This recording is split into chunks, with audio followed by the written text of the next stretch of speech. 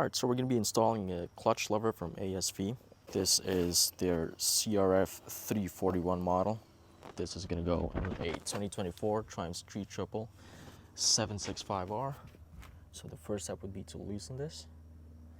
And then you're going to need a 10 mil for this nut right here. So let's go ahead and do that. Once you have that nut loose, you can just undo that by hand. So I'll go ahead and remove it.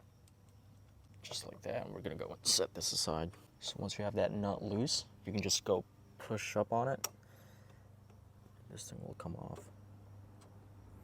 So you want to keep in mind when installing it that it has a notch right there. I don't know if you can see it, which goes exactly with that. So it prevents it from spinning freely, which is kind of neat. Put that aside. The thing is that you would have to line this opening up to that so you can pull out the actual clutch wire. So for Triumph it's kind of hard because you have to twist down the whole thing. Should just do that. You push it around this little clamp that they have, and then once it's lined up, I don't know if you can see it, you can just pull the entire assembly out. I'm gonna go ahead and do that. It's kind of tough because I have my one hand holding the camera. So you kind of just pull it, just like that. And then you can remove it. You can remove the actual cable from your stock clutch. So you need to do is to put the actual clutch, put it in that spot.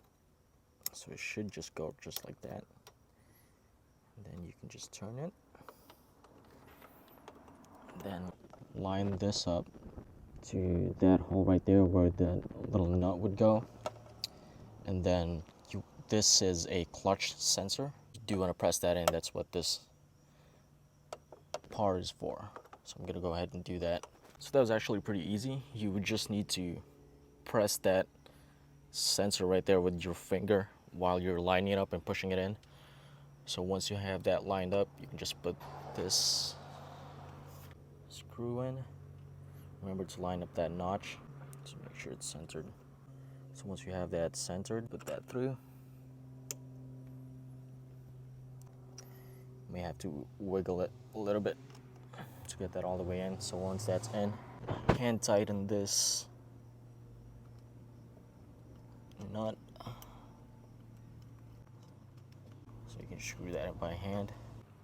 So while you're screwing this with your 10mm socket, you're going to want to push down on this because this tends to come up, and if you tighten it with this thing up, it's not going to lock in the notch that was in there.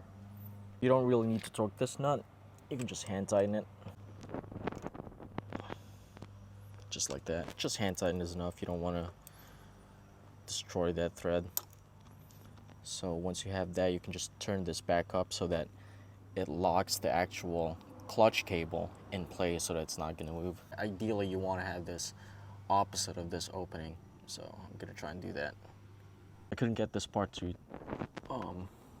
twist more without getting a wrench, and I don't want to have to go back in and get a wrench. But it's not ideal, but it's fine as long as you have this bigger lock ring tight and secure. After that, you're pretty much all set. This thing is actually really nice because it has adjustability, and it gives you a nice clicky response to it. You can see it come out the more you go, but you can have it as close as you want. If you have a small hand like me, that setting works perfect.